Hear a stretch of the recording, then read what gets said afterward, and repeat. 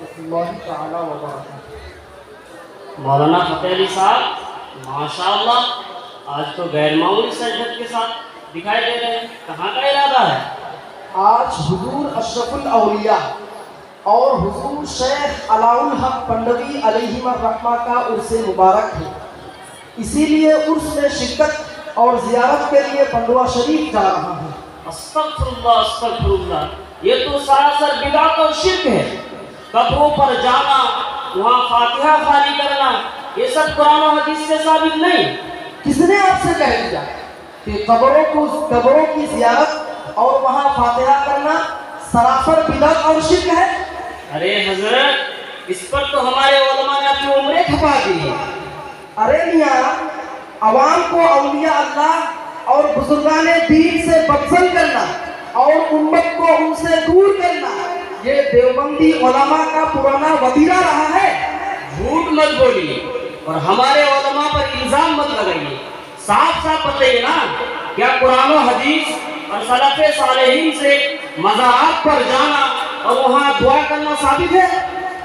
دیکھیے جناب، ایسے تو میں اس وقت جلدی میں ہوں، لیکن چونکہ آپ نے ایک بنیادی سوال کیا ہے اور اسی بنیاد پر ہمیں بدعتی کہا جاتا ہے، اس لیے مختصر مگر مدلل جواب دے کر ہی جاؤں گا۔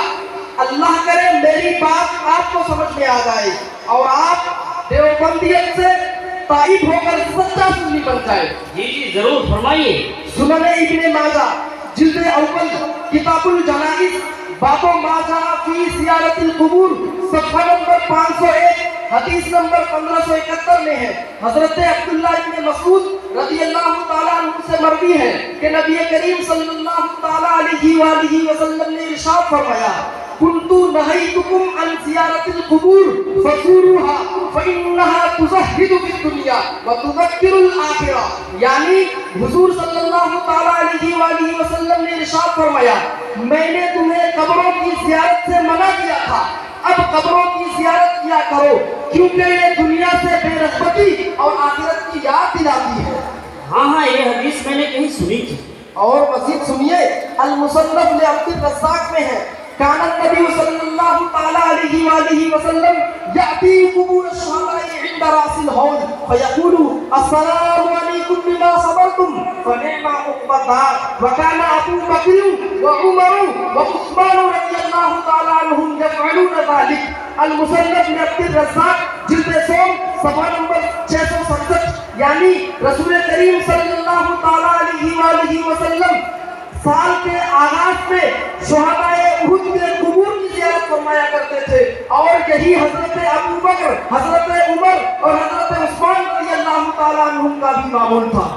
اچھا ٹھیک ہے، چونکہ آپ نے حدیث پیش کی، حضور صلی اللہ تعالیٰ علیہ وسلم اور صحابہ کا عمل احادیث کی روشنی میں پیش کیا، اس لیے میں اسے تسلیم کرتا ہوں، لیکن آپ لوگ مزار پر جا کر صاحب مزار سے مانگتے ہیں، کیا یہ شرک نہیں؟